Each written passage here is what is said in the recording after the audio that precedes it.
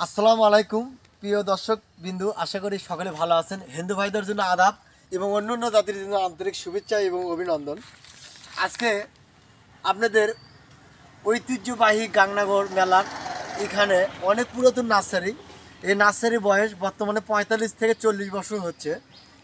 তো এনার পরে অনেক নার্সারি আছে। আজকে আপনাদের এই নার্সারি থেকে আমি যে 30 বছর বা 40 বছর ধরে এনারা এই নার্সারির মধ্যে আছেন যুক্ত, আমি সেই ব্যক্তির সাথে আপনাদের সাথে আজকে পরিচয় করে দেব।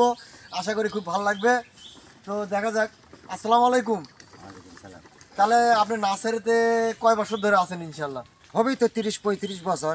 30-35 বছর ধরে আপনি নার্সারির মধ্যে যুক্ত। হ্যাঁ, অনেক ভাই আমাদের কাছে প্রশ্ন করে যে সুপারি গাছ কোন নিয়মে গাছলে সুপারি ফলন ভালো আসবে, এটা একটু বলবেন? সুপারি গাছ গাড়ার নিয়ম, তাহলে গাছটা দীর্ঘদিন লাস্টিং করে, ফলে ভালো আসে। আচ্ছা গাছ ছোটতেই ফল ধরবে। আচ্ছা, গাছ ছোটতেই ফলন ধরবে। হ্যাঁ, গাছ ছোটতেই ফলন ধরবে। আচ্ছা, ম্যাক্সিমাম না হলেও 3-4 পাতা করে সুপারি আসবে। 3-4 পাতা করে সুপারি হ্যাঁ, আসবে। 3-4 পাতা করে সুপারি আসবে। কিন্তু গাছটা গাড়ার নিয়ম গোড়ার থেকে 3 গেরো অন্তর। তাহলে আপনি আবার একটা দেখে দেন, মানে গোড়া মানে থেকে এই পরিমাণ থেকে তাহলে 1, 2, 3 এই 3 পর পোতাম দিয়ে দিতে হবে মাটির ভেতর। তাহলে 3 গিট পোতান দিয়ে আজিলে গাছটা শক্তিশালী ফলন ভালো আসবে। কোনো মরাও যাবে না, কোনো সমস্যা আসবে না। না, নুরু ভাই এদিকে আসেন। আচ্ছা, মারা যাবে না বা কোনো কিছু হবে না? না, এটা সত্যি, মানে এটা সঠিক। এটা 100% গ্যারান্টি। আচ্ছা, আপনি হয়তো নার্সারিতে হয়তো আরো অনেক ধরনের কলম লাগানো থাকে, যেমন আম, তারপরে জাম, পিয়ারা, নটকল ইত্যাদি অনেক ধরনের কলম হয়। হ্যাঁ, হ্যাঁ, তো এই কলমগুলোর মধ্যে কি সেগুলো কি এইভাবে ওপেন করতে হবে? হ্যাঁ, এইভাবে ওপেন করতে হবে। না না, সেগুলো কি এরকম সঠিক পোতার দিতে হবে? না না না না না, পরিমাণ আছে। সেগুলো পরিমাণ ভেনো। হ্যাঁ, শিলার পরিমাণ ভিন্ন। প্রিয় দর্শক, এটা হলো সুপারি গাছের জন্য ইনি বলতেছে। এটা এই পরিমাণই নিয়ম। আপনারা যদি মনে করেন ফিরার অন্য গাছের জন্য এরকম পোত দিলে তো হবে, তাহলে তো গাছ মারা যাবে। হ্যাঁ, বেশি পোতাম দিলে মারা যাবে। ঠিক টপের আধা ইঞ্চি 1 ইঞ্চি পোতাম দিতে হবে। আধা ইঞ্চি 1 ইঞ্চি পোতা দিতে হবে। হ্যাঁ, গোড়ায় কোনো সার প্রয়োগ করা যাবে না। আপনি তো বিভিন্ন জাতের কলম লেগে থাকেন। হ্যাঁ, অবশ্যই। আপনি মানে সর্বপ্রথমে আপনি যখন আজ থেকে যদি 30-35 বছর আগে কলম নাগাবার ধরছেন, তাহলে আপনি সর্বপ্রথমে আগে বাংলাদেশে যখন কলম নাগানটা আসলো, তো ওটা কলমের নাম কি বলতো? ক্যাপ্টেন? মানে আগে জোর কলম লাগাতাম। আগে জোর কলম, হ্যাঁ, আগে সর্বোচ্চ জোর কলম। আচ্ছা, তারপরে আসলে হচ্ছে চোখ কলম। চোখ কলম। হ্যাঁ, আর এক চোখ গাছ কলম মানে সেটা আর এক গাছ থেকে কাটে নিয়ে এসে বাড়িতে বসে সেটিং করা। এটার নাম বলা হয় ক্যাপ্টেন। হ্যাঁ, এর নাম বলা হয় চোখ কলম। চোখ কলম। হ্যাঁ, চোখ কলম। আচ্ছা, আর ক্যাপ্টেন যেটা সেটা হচ্ছে পর্দা দেওয়া হয়। গ্যাপটিনে পর্দা দেওয়া হয়। হ্যাঁ, পর্দা একটা দেওয়া হয়। সাধারণ একটা পর্দা দিয়ে। মানে গ্যাস আটকে দেওয়া হয়, তার নাম হচ্ছে গ্যাপটিন। আচ্ছা, আর যখন হচ্ছে গাছের আগা থেকে কেটে নিয়ে এসে মাটিতে বসে লাগানো হয়, এখন এসে মানে প্রসেস আলাদা হয়ে গেছে, মানে তখন আর ঢাকা লাগে না। আচ্ছা, এখানে আরো একজন আছে, আপনার সাথী হয় না, ইনিও একজন মানে বাগানে কর্মকর্তা কাজ করে। আচ্ছা, আপনার কি জানেন সবেদা কিতে কলম লাগায়? সবেদা গাহত কলম না গায়, যে মাটি দেয়।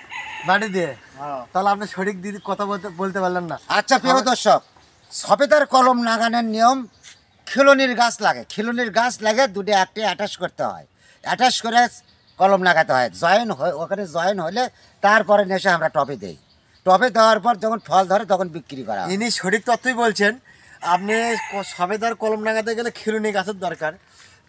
যে খিলুনি গাছ দিয়ে একটা ডাল ছিল, হযরত মুহাম্মদ সাল্লাল্লাহু আলাইহি সাল্লামের হাতে একটা নাটি ছিল। এই নাটিটাও বর্তমানে খিলুনির ডালের ছিল। সেটাতে আমরা কলম করি। আর সেই গাছের ছোট বীজের গাছ দিয়ে, মানে কি সম পরিমাণ গাছ হতে হবে খিলুনি গাছটা? ম্যাক্সিমাম না হলেও 2 ফিট।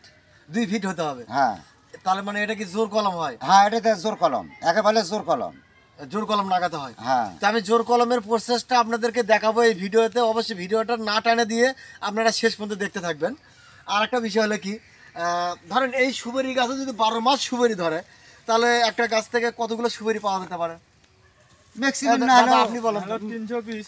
হ্যাঁ, মানে একটা বাদাতে কত পিস সুপারি হতে পারে? 300 পিস।